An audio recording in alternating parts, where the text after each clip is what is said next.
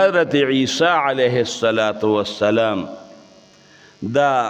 په یوه لاره باندې تېرېده چې په لاره باندې تېرېده هغې ځای کې یو قبر و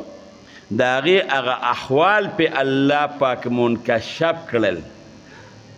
چې ویې کتل په قبر کې هغې سړي ته عذاب ورته میلاویږي د الله پیغمبر دی د هغه حالات یې ورته څرګند کړل هغه ته په قبر کې عذاب میلاوېده عیسی علیه السلام په هغې باندې تیر شو ډېره موده پس چې د خپل کار نه واپس راته په هغې لاره بیا ورته د هغې قبر د مړي حالات الله ښکاره کړل خوشحالو کې دی او د رحمت او د نور فرشتې دي ورسره حضرت عیسی علیه السلام یو 2 رکعته لمونځ وکړ او الله ته لاس اوچت که چې یا الله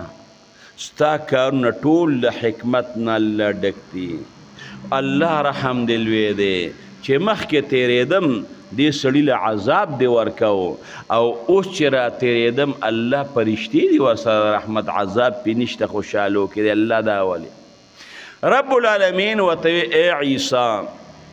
دا زما بنده خو ګناهګارو نو چې کله دې مړ شو نو په ده باندې زما عذاب شروع شو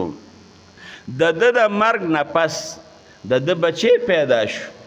چې مړ کېده بچی یې پرېښی خو لا دنیا ته نو راغلی د ښځې په خېټې بچی پیدا شو هغه بچی لږ راغټ شو مور اولیږه مدرسې ته چې دی به دین زده کړي استاد ورته وی وایه بچې بسم الله الرحمن الرحیم هغې بچي وی بسم الله الرحمن الرحیم نو الله وی استحییتو ما له حیا راله